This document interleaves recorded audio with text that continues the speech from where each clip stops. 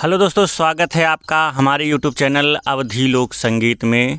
तो दोस्तों, जैसा कि आप सभी जानते हैं कि नौटंकी का एक महान कलाकार अब इस दुनिया में नहीं रहा, जिन्हें हम रामफल उर्फ छिद्दन भाई के नाम से जानते हैं, जो कि हीरो का काम किया करते थे नौटंकी में।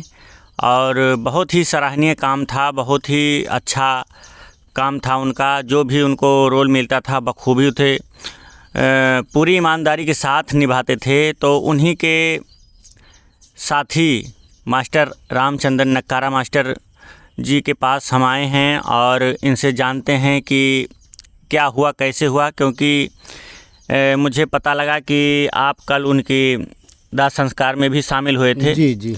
तो इसलिए मैं जानना चाहूँगा कि कैसे क्या हुआ था, पूरा मैटर हमारी जनता को बताइए जी। असल में वो सुबह वो शौकीन थे मछली पकड़ने के। अच्छा जी। तो वो सुबह दातुन वातुन करके और निकल जाते थे। गांव के घर के पास में ही नदी थी, सही नदी। जी जी।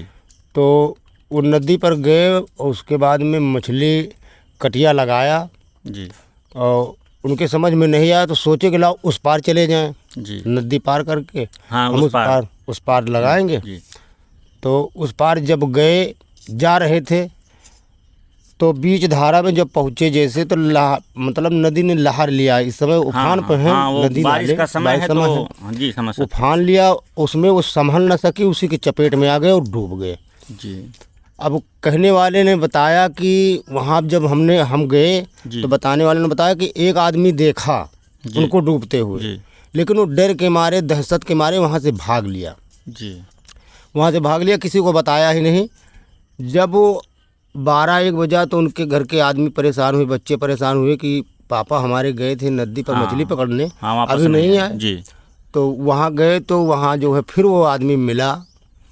तो वो बताया कि कहाँ क्या ढूंढ रहे हो। तो बताया कि हमारे पापा जी आए थे यहाँ।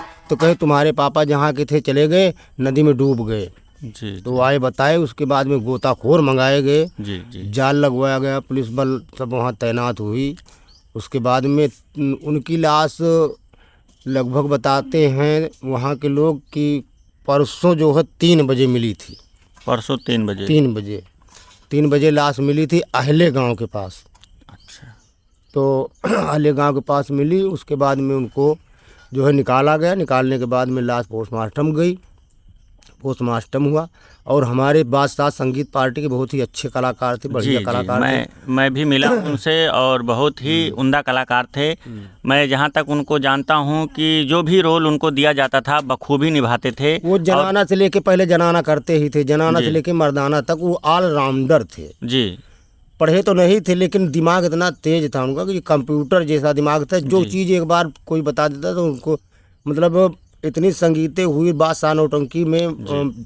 सब वीडियो बने हैं, आप भी बनाए हैं, लवली भी बनाए हैं, शिवम भी बनाए हैं जी। हर मतलब तमाशे में उनको बताना नहीं पड़ता था, जबकि पढ़े लिखे इंसान नहीं थे, वो इतने अच्छे कलाकार थे जी। और हमको भाई बहुत दुख है इस बात का। छोटे छोटे बच्चे हैं अभी उनके।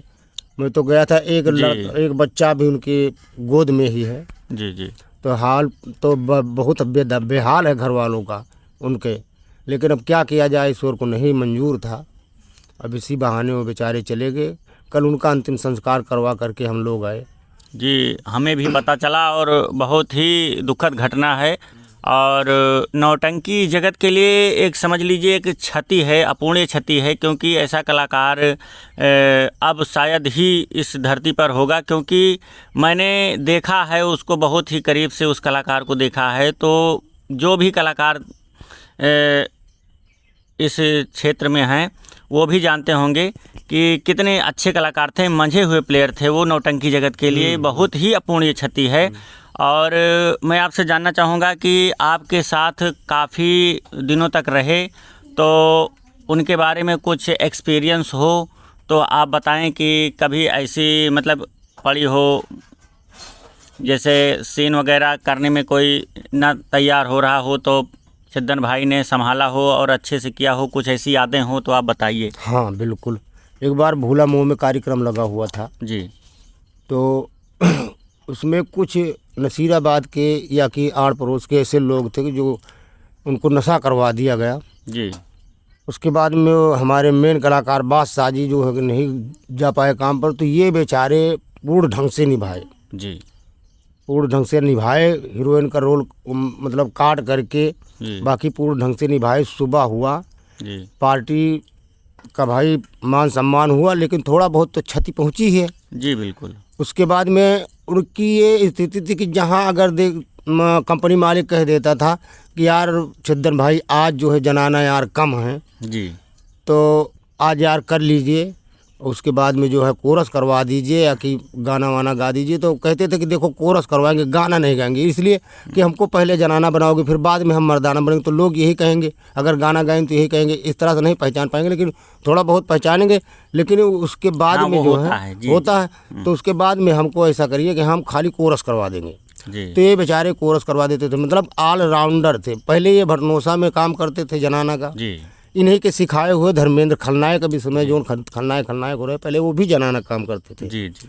तो पार्टी में मतलब ये दोनों लोग ऐसा जुड़े थे कि दो एक आध जनाना ना आए तो तब भी काम चल जाता था। ऑलराउंडर कलाकार था, संपूर्ण कलाकार, उसे ही स्टार कहते हैं दोस्तों। हाँ। जो कि हर एक किरदार में अपने आप को ढाले और अच्छे से उसका मंचन करे और पब्लिक उसे सराहे, वही स्टार होता है। तो समझ लीजिए कि आप कि एक नौटंकी जगत का उभरता हुआ सितारा, एक स्टार इस दुनिया में अब नहीं रहा। और मैं यही ईश्वर से प्रार्थना करूंगा कि दिवंगत आत्मा को ईश्वर उचित स्थान दे।